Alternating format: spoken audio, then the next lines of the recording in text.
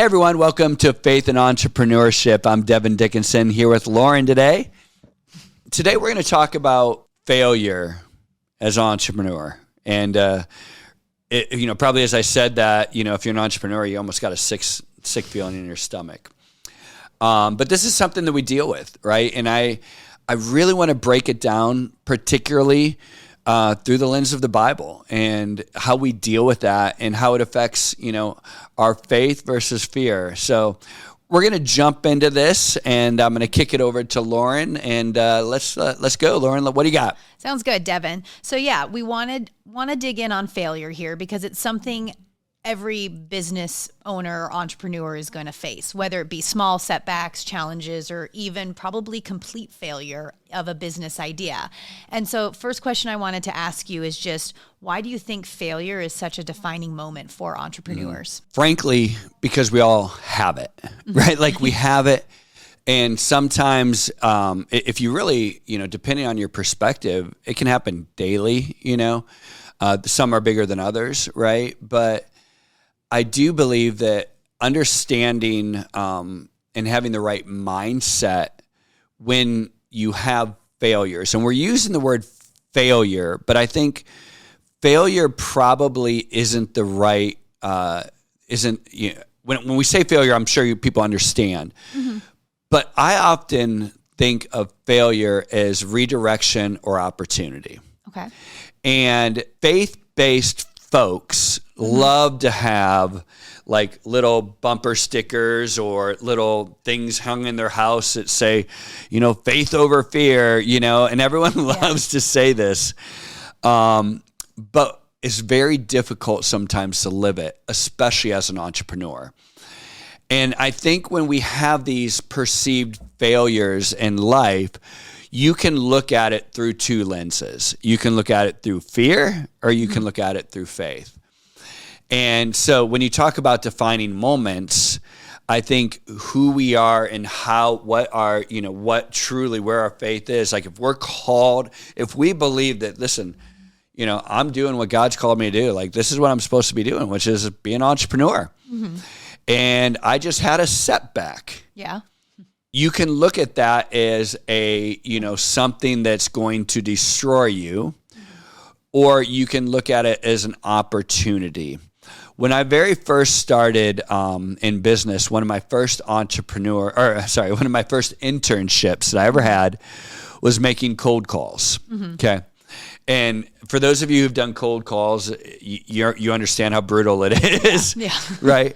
And if you haven't done cold call, I want you to picture it's like 1992 or whatever, and you're sitting there with a phone and a list of people to call, and you make a phone call, and then you bug them during dinner, right? Yeah. You're calling them. This is before cell phones, so you're calling them. They're getting up from this dinner table and answering the phone, right? There's no caller ID, so you get to shock them, right? Yeah. They don't know who's on the other end.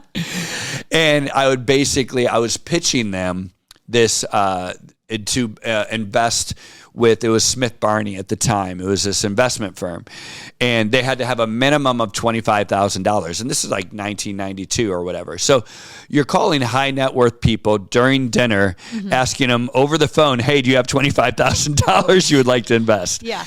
And so I had a lot of colorful language, that I learned, responses. But what was interesting was we used to call it buying signals, okay?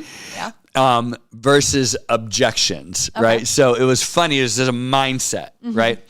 And so when people would say things like, oh, well, I already have my money invested here, a lot of people would say, oh, well, thank you very much. Sorry to bother you, ma'am, sir. Have a nice evening. Because they would think that's an objection. Yeah. Hang up the phone, on to the next call. But what I was taught is no, every single objection they give you, flip it around as a buying signal. And so the response would be like, oh, well, that's great. I'm really glad that you have that money invested. Sounds like you're a very savvy investor who cares a lot about their finances. Would you care to have a second opinion? Right? So you took something that was a negative and turned it into an opportunity. Yeah. A failed cold call Right. to now it's still Right. a potential, And so that was burned into my mind as I think I was 20 years old at the time, that like, wait a second, you mean every single objection, every single reason not to do business, every single thing that would be a reason to say no is actually a reason to say yes, is actually a buying signal. And so that was kind of burned into me, right? And if you look at the Bible, like, people didn't have smooth lives, right? Like think about the story of Joseph. Mm-hmm. Like, that dude, like, had a vision for his life at a very young age, 16, 17 years old. He sees himself ruling countries and everyone's going to bow down to him. Maybe he had the wrong attitude, and maybe he was prideful. There's some other stuff, I'm sure, baked into that. Mm-hmm. But like, he had a vision for his life. And along the way, he ends up getting sold into slavery by his freaking family. Mm-hmm. Right? And then, like, you'd want to quit. Like, honestly, like, people would probably commit suicide if something that terrible happened, right? But he's like, well, this is the path that I'm on. And so he takes his path. The next thing you know, he's working as a slave in someone's house. And a lot of people be like, I'm not going to be a slave in somebody's house, and could have a terrible attitude about it. He looked at it as an opportunity, became like the number one in that house, right? Mm-hmm. Ran everything. Next thing you know, he gets falsely accused and thrown into prison. At that point, you'd be like, God, what are you doing here? Yeah. Right? If you have fear, you literally would just be throwing the table and be like, the vision I had for my life, it was a delusion, right? It was just wrong. But he looked at that as an opportunity. Next thing you know, he's running the prison. Mm-hmm. And then he does, then he gives, this opportunity he interprets dreams for two people. And they end up working, one of them was working for the king. And he's like, this is finally my card out. No, that doesn't even get him in. But eventually he ends up becoming more or less the second in command of all of Egypt. Mm-hmm.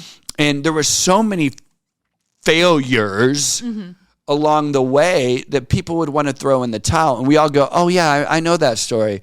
Joseph and the Technicolor Dreamcoat, right? Like, that's a fun story. No, that's not a story. That's a person's life. Mm-hmm. Like, that's not some fictitious thing. That's in the Bible. That's a real man who had real struggles, probably worse than any of ours. None of us have been sold into slavery by our family. Mm-hmm. Yet he took these things and created opportunities in each and every one of them. And that's what I think is the story of entrepreneurialism, is kind of like the story of Joseph, right? Yeah. Like, turning, perceived setbacks, failures into these opportunities. What do you think of the phrase failure is not an option? Laughable. Mm-hmm. I think failure, again, I'm going to use the word failure, not in the terminal sense, but failure in the obstacle sense, right? I think there are obstacles that happen every day. Mm-hmm.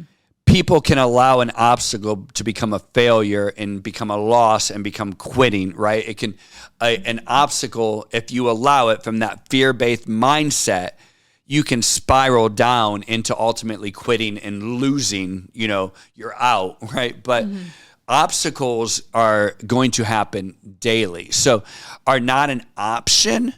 I think that's a wrong mindset, because failures, obstacles happen. Mm-hmm. But having a faith over failure mindset is what's going to get us past those and take the obstacles into opportunities. Mm-hmm. And so there's this fear that could happen, that whenever you have an obstacle, could take you down the wrong path.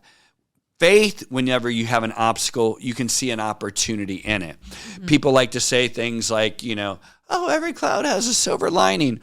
And, that's a really nice phrase, right? But like, there's so much truth to it if you allow yourself to see the world through that. Mm-hmm. One of the big obstacles that most people can relate to is COVID. Mm-hmm.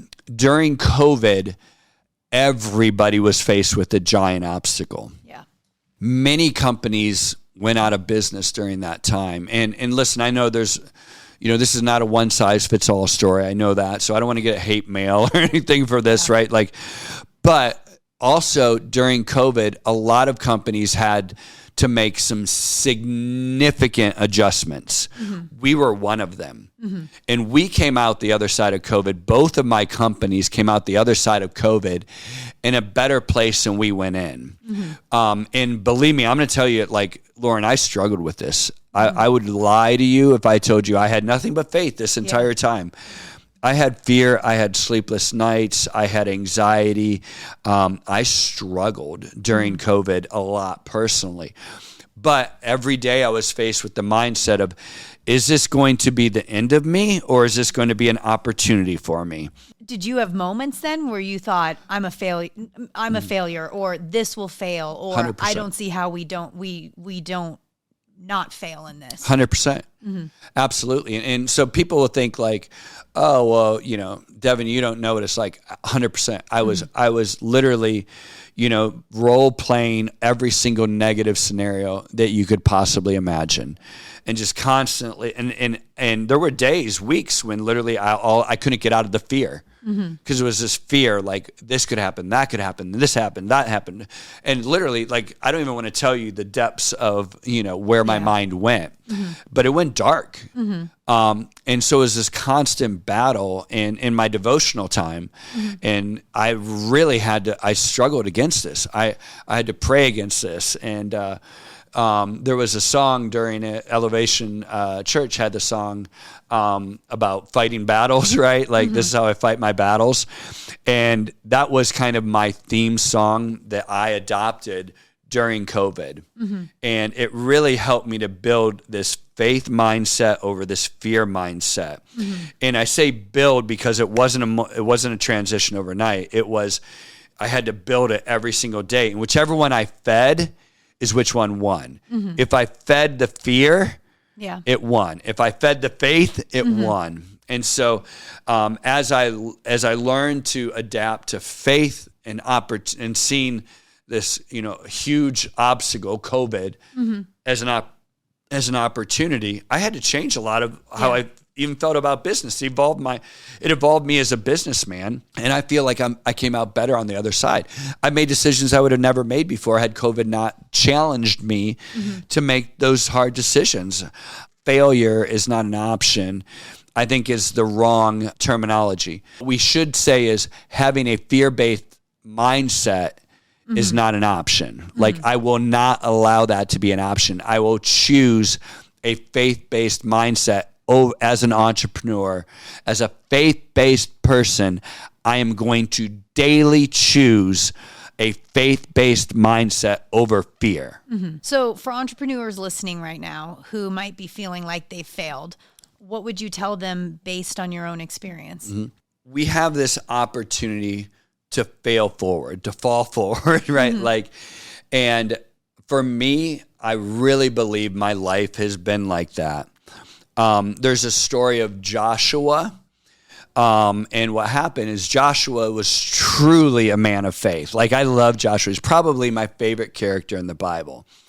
And the reason is Joshua, people think about Joshua as being the leader going into the promised land. That's what they associate with Joshua. They forget that he's one of the 12 spies, original spies.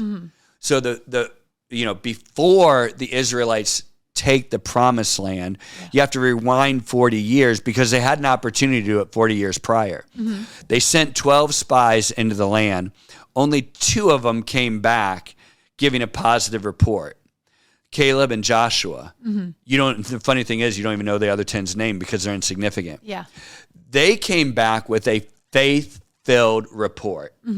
And they're like, hey, we can take it, right? Like, and what the people are like, yeah, but there's giants in the land, this, that, and the other. And they're like, well, they never said there wasn't giants in the land, right?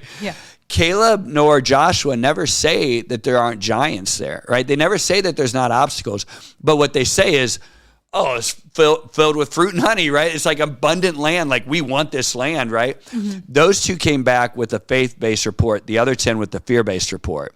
So that's who Joshua was. He was a man that saw the world through faith rather than fear. So Joshua, fast forward, basically God wipes out that entire generation. Nobody gets to go into the promised land for 40 years. Moses unfortunately doesn't get to go into the promised land either. So Joshua now leads into the promised land. So that's the background on Joshua, this faith that he had. So now he leads into the promised land. As he goes into the promised land, he faces obstacles, battles. He fights battle after battle after battle after battle. And he literally, like, there's a chapter in the Bible where it lists out every king that he takes down. And literally, it's his entire life. It's not over like a 2-year period. Yeah. It's like his lifespan. So like each time, like there's another battle, another battle, another battle, another battle, right? So his entire life is filled with battles. Well, if you read through it, it says he defeated this king, this king, this king, this king, this king, this king, this king, went after the whole way. And he basically lives his entire life undefeated. And right now you're going, nope, Devin, you're wrong. That's not true. He did lose a battle. Well, he did lose a battle. He lost a battle of Ai, which was a small, little, rinky-dink, crappy little city that they thought they would take out overnight. Well, what happened was they went into the battle, but they didn't consult the Lord. And there was sin in the camp, and they got their butts handed to them. Okay? And so what happened is people go, oh, well, he lost the battle of Ai, so you're wrong, Devin. No. Actually, what happened was he lost the battle of Ai, went back to God and said, God, what did we do wrong? Figured out that there was sin in the camp, eradicated that sin, went back and destroyed Ai. So he literally defeats every single king. And that's what I think our lives can be like, right? It's not without battles. And sometimes it's not even without loss in those battles, right? But it's about going back and evaluating, going, wait, what happened in that loss and how do I move forward? And because Joshua, going back to who he was this man of faith over fear.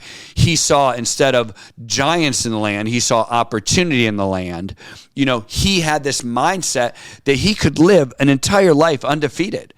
And I think that's how we're called to live. And so when we think about, well, Devin, how can you say that? Because I have losses every day.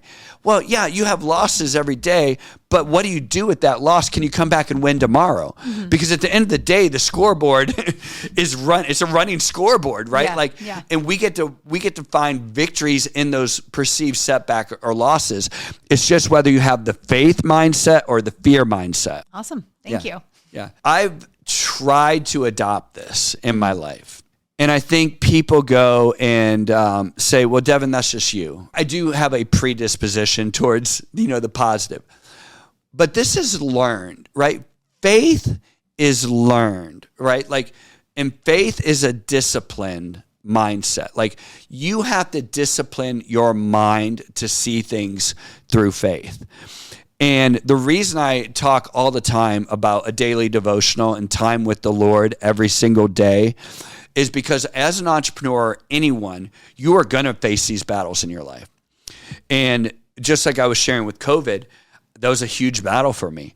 And if I didn't allow myself to be fed this faith, in the time with the word every day and prayer and worship and reading the Bible, if I didn't allow myself to have that, I was feeding the negative, and that fear would rise up and conquer faith. Right? So remember, this isn't some catchy little thing that you have in your office, faith over fear. That's great. That's a good reminder. But this is something that you have to feed. If you feed fear, it will consume faith. If you feed faith, it will consume fear. And so right now you can say, well, Devin, I struggle with this. Right now I really struggle. Let me encourage you to get in the Word, right? Journal that. See what God is doing in your life. Also, look back historically on what he has done for you. Joshua was able to look back and see what he had done for him. There's also, if you remember, I mentioned 2 names. Remember what they were? Caleb. Yeah, Caleb was the other one. Joshua and Caleb. Caleb also had a faith-based mindset because Caleb, we talked about Joshua. Listen to these 2 people. Yeah, Caleb went into the land. They figured he was he wasn't a spring chicken, right? He went into the land, and then he had 40 years out of it, and then he went in and conquered with Joshua all this entire time along Joshua's side. Well, at the end, he goes to Joshua and says, hey, bro, Remember we're, the two faith dudes, right? We're the dudes. He goes, I want to take this land for myself. And Joshua goes, cool, go for it. And Caleb goes, guess what? I'm 85. I think he says he's 85 years. He goes, I'm 85 years old. I'm still as ready for battle as I was back then. Dude, come on, let's be honest. How many 85-year-olds are as ready for battle as they were during 25? Yeah. But what it meant was his faith, his mindset. Mm-hmm. He still had this mindset of faith. He had faith that he was going to go and take this land at 85 years old. And Josh was like, yeah, you're right. I know you. Go for it, dude. And he goes and he takes the land, right? And so there's this idea of going, I want to build a faith, let my faith consume fear mindset.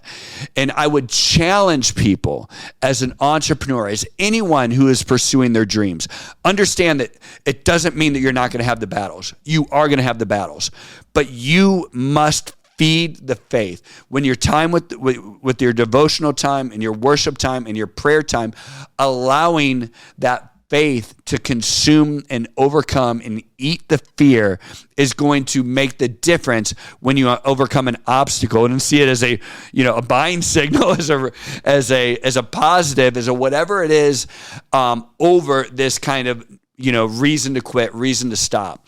And so this is my challenge to you. Like, this is not how you're born. This is not how you come out of the womb. This is what you feed. Be a Joshua, be a Caleb. Look at that land that probably has giants. Your business, your endeavor right now has issues. I guarantee you right now, as you look at the future, it's not like wide open, blue ocean, perfect, smooth sailing business. It's going to have challenges. But have that Joshua and Caleb mindset and go, yeah, sure, there's some freaking giants there, but we can take them down. But look at the opportunity, because that's how we succeed. That's how we grow. And frankly, that's who you were created to be. That's who you really are on the inside. So feed that. Go out there, conquer those giants, be Joshua, be Caleb. I'm Devin Dickinson. I'm a little worn out after this one because I'm pretty fired up now.